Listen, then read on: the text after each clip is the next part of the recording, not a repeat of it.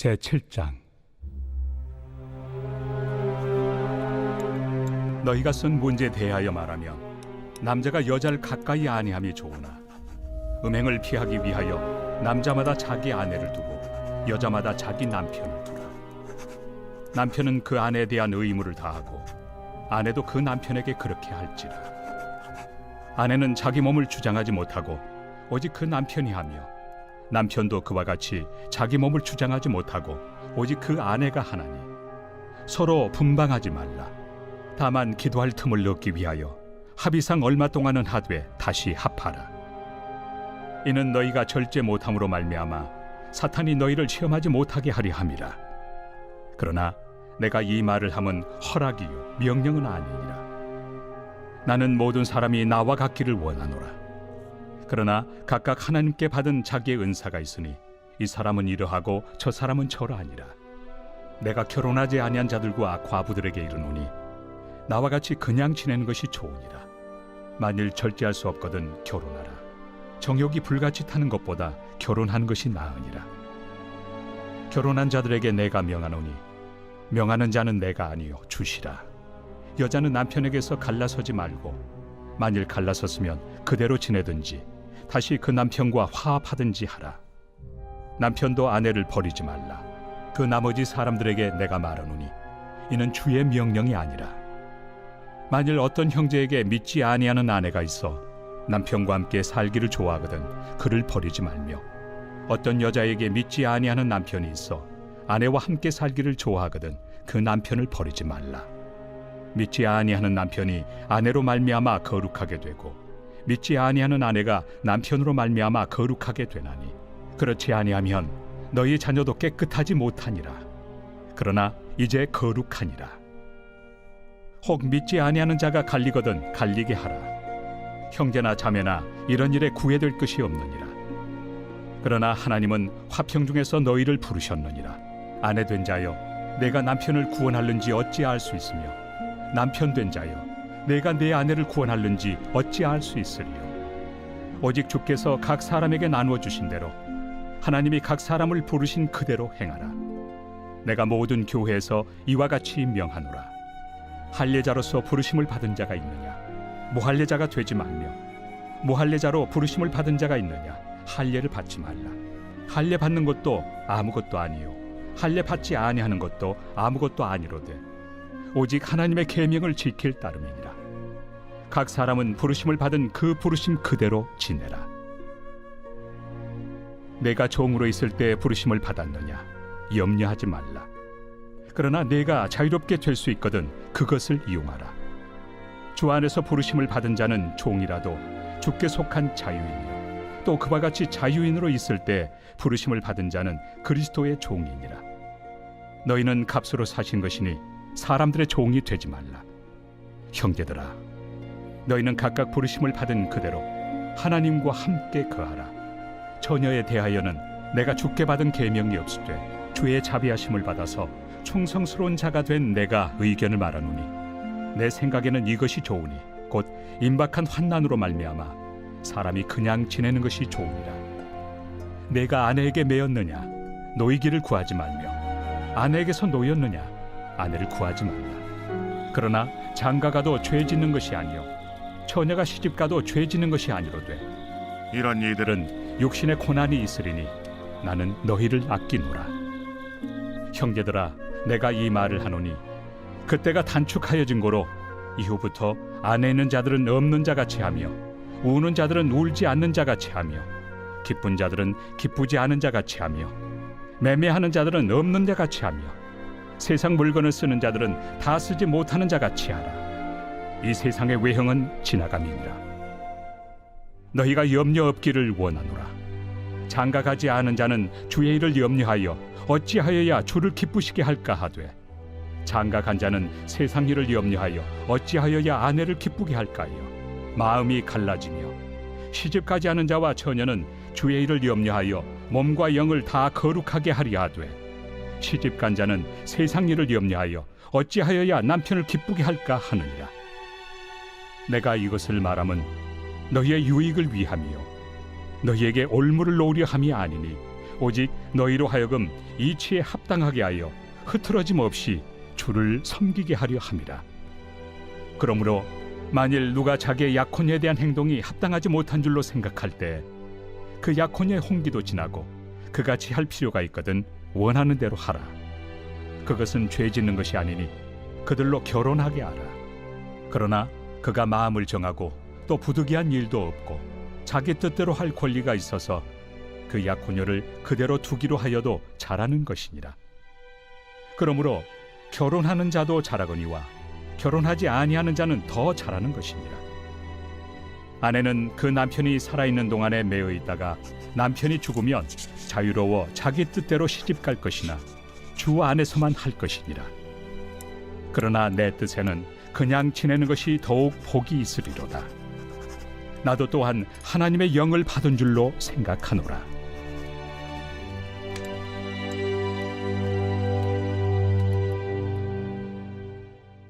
오늘의 말씀 고린도전서 7장입니다. 고린도전서는 크게 두 부분으로 나눠집니다.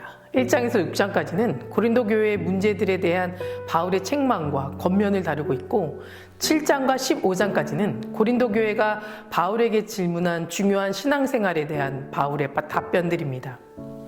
오늘 본문 7장의 말씀은 결혼에 대한 내용입니다. 고린도 교인들이 이처럼 결혼 문제에 대하여 질문한 데에는 분명한 이유가 있습니다. 당시 고린도 교회인들은 일반적으로 육체는 추하고 악하며 영혼만 순수한 것이라고 가르치는 헬라의 철학 사상에 영향을 받아 두 분류로 나누어 있었습니다. 한쪽은 육체는 악하고 영혼은 순수하기 때문에 육체를 어떻게 사용해도 상관없고 본능과 육체의 욕망을 충분히 만족시켜도 결코 나쁜 것이 아니라고 생각하였습니다. 그래서 그들은 음행과 방탕을 일삼았을 뿐 아니라 결혼과 이혼도 꺼리낌 없이 하였습니다. 반면에 또 다른 한쪽은 육체와 본능은 악한 것이기에 영혼의 순수함을 보존하기 위해서는 육체를 억압하여야 하고 또 육체가 지닌 본능과 욕망은 모두 부정해야 한다고 생각했습니다. 그래서 극단적인 금욕생활을 하고 또 결혼도 하지 않았던 것입니다. 이러한 고린도의 영향은 고린도 교회 성도들에게도 영향을 끼쳤고 성도들 사이에서도 꼭 결혼을 해야 하는지 또 결혼 생활을 지속해야 할 필요가 있는가라는 의문이 생기기 시작했습니다. 그래서 그들은 바울에게 이 문제와 관련하여 질문하게 된 겁니다. 바울은 이들의 질문에 대하여 결혼 여부에 관한 기본 원칙과 또 부부 생활에 있어서 지켜야 할 것들을 추스려서 말해주는과 동시에 결혼하는 것보다 독신으로 지내는 것이 더 유익하다라고 말하고 있습니다. 1절과 7절의 말씀입니다. 남자가 여자를 가까이 아니함이 좋으나 모든 사람이 나와 같기를 원하노라. 이것은 바울 자신이 독신이기 때문에 결혼보다 독신이 더 좋다고 말하는 것이 아니고 또 하나님이 만드신 결혼 제도 자체를 부정하기 때문에 하는 말도 결코 아닙니다. 다만 바울은 복음 전파에 대한 자신의 열정의 표현이자 그 당시 그리스도의 재림이 있기 전에 환난을 엄두에 두고 하는 말이었습니다. 다시 말해 재림이 가까이 왔다고 여긴 바울은 종말의 때에 결혼함으로써 다른 곳의 마음을 빼앗기기보다는 오직 주를 위한 헌신의 마음을 빼앗기지 않고 주의 일에 힘쓰기 위해서는 결혼하지 않는 게 더 낫다라고 말했던 것이고 그런 것을 바랬던 것입니다. 그렇기 때문에 7절 이 말씀에 모든 사람이 자기와 같기를 바란다라고 말하면서 또 동시에 후반부에는 각각 하나님께 받은 자기의 은사가 있으니 하나는 이러하고 하나는 저러하니라 라고 하며 각자의 신앙적인 삶의 방식이 다르라고 말하고 있습니다. 저는 오늘 바울이 우리에게 전하고자 하는 메시지는 결혼 여부의 중요성과 부부 생활의 규칙에 있는 것이 아니라 7절 후반부에 있다고 생각합니다. 각각 하나님께 받은 은사가 정해져 있기 때문에 누가 옳고 그른 것이 아니라 누구는 이렇게 살고 또 누구는 저렇게 살아야 한다는 것을 인정하고 자족하며 살아야 한다는 것입니다.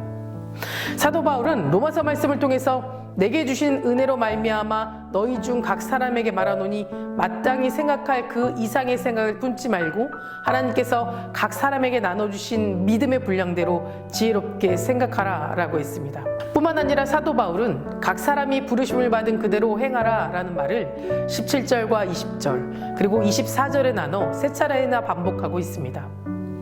결국 각 사람이 부르심을 받은 그대로 행동하다라는 것은 성도가 결혼한 상태이든 미혼한 상태이든 혹은 부르심을 받았을 때 할례자였든 무할례자였든 혹은 자유자의 신분이었던 또는 종의 신분이었든 상관없이 그 처지와 상황을 넘어 하나님을 섬기는 자들이 되어 하나님의 부르심에 합당하게 살아가는 데 힘쓰라 라고 말하고 있는 것입니다. 그래서 각자 자기의 삶 속에서 하나님의 뜻을 실천하기를 원한다는 것입니다. 결혼한 사람은 결혼함으로 하나님이 그를 부르셨고 또 아직 미혼으로 있는 사람은 그대로 하나님이 부르셨고 배우자가 세상을 떠나서 홀로인 사람은 하나님이 그 형편 그대로 부르셨으니 너희들은 흔들리지 말고 있는 그 자리에서 하나님이 부르신 그 모습 그대로 행하라 라고 말씀하고 있는 것입니다. 그러니 지금 자신의 처지를 스스로 원망하거나 낙심할 필요가 없다는 겁니다. 우리에게 가장 중요한 것은 현재의 상황이 아니라 하나님이 함께 거하고 계신다는 사실입니다. 24절의 말씀을 보겠습니다. 형제들아 너희는 각각 부르심을 받은 그대로 하나님과 함께 거하라. 사도 바울은 자신의 처지를 벗어나려는 고린도 교인들에게 여러 가지 말씀으로 자기 처지에 만족하며 하나님의 계명을 지킬 것을 강조하고 있습니다. 그리고 이제 각각 처한 그 처지에서 하나님과 함께 거하라 라고 말합니다.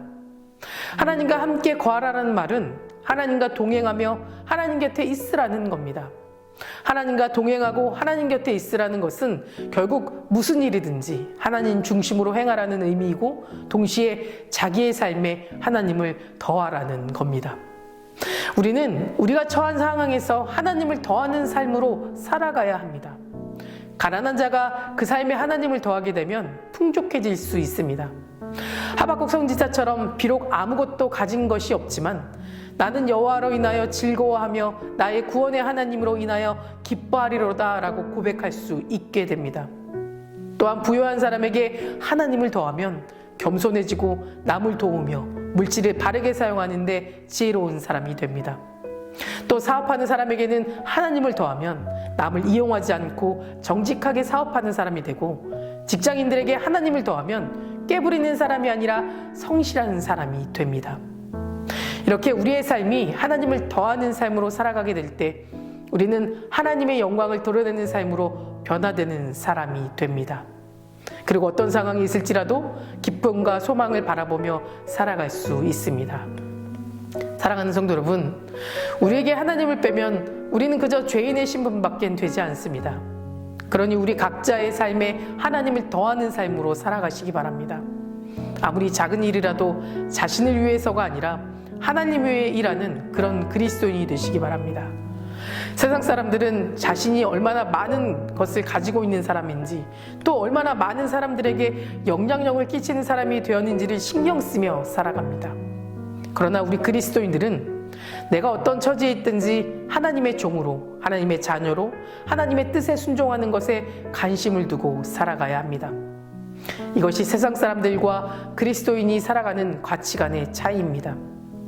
우리 모두는 세상 사람들의 가치관을 따르지 않고 그리스도인의 가치관을 따라 사는 저와 여러분 되시기를 간절히 소망합니다.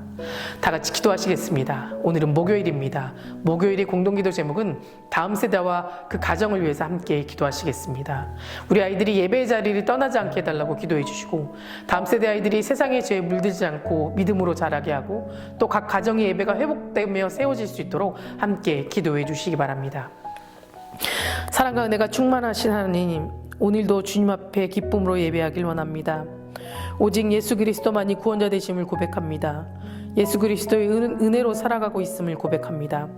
세상의 기준으로 세상을 살아가지 않게 하시고 온전히 하나님이 주신 은혜로 하나님이 주신 기준으로 세상과 이웃을 바라보고 평생에 하나님과 함께 거하며 나에게 주신 것에 자족하며 감사를 드리는 귀한 인생 되게 하여 주시옵소서. 특별히 우리 다음 세대 아이들과 그 가정을 위해 기도합니다. 다음 세대 아이들에게 주님 축복을 더하여 주시옵소서. 진리 되시는 하나님 안에 소망을 품고 살아가게 하시며 세상의 죄에 물들고 흔들리지 않도록 붙잡아 주셔서 옳은 길 선한 길을 걸어가도록 하여 주시옵소서. 다음 세대 아이들이 예배를 사모하고 지켜나갈 수 있도록 그 아이들의 믿음을 지켜주시고 제자의 삶으로 인도하여 주시옵소서. 각 가정마다 아이들과 함께 예배하게 하시고 기도하는 믿음의 가정이 세워지게 하시며 그 속에서 주님의 사랑이 회복되게 하여 주시옵소서. 담임 목사님 말씀의 능력을 넘치게 부어주셔서 말씀을 선포하실 때마다 죽은 영혼이 살아나고 병든 자들이 나음받는 귀한 역사가 일어나게 하여 주시옵소서. 암으로 치유받고 있는 박재순 권사님, 유은영 권사님, 김시아 권사님, 이영숙 권사님, 이명숙 권사님, 오은미 집사님, 이동춘 선동님, 박서연 청년, 류경민 청년, 주님 깨끗이 치유해 주시고 소망 안에 살게 하여 주시옵시며 특별히 호암원 정나님 하루속히 회복시켜 주시고 일성으로 돌아올 수 있도록 도와주시고 또한 투석 중인 성도님들, 사고로 입원 중인 성도님들에게는 힘을 주시며 우울증, 공황장애, 불면증 겪고 있는 성도님들에게는 평안함과 유비로움을 허락하여 주시옵소서. 새벽마다 1000번째 드리며 간구하는 기도 제목에 응답하여 주시길 간절히 소망하며 이 모든 말씀 예수 그리스도 이름으로 기도드립니다. 아멘.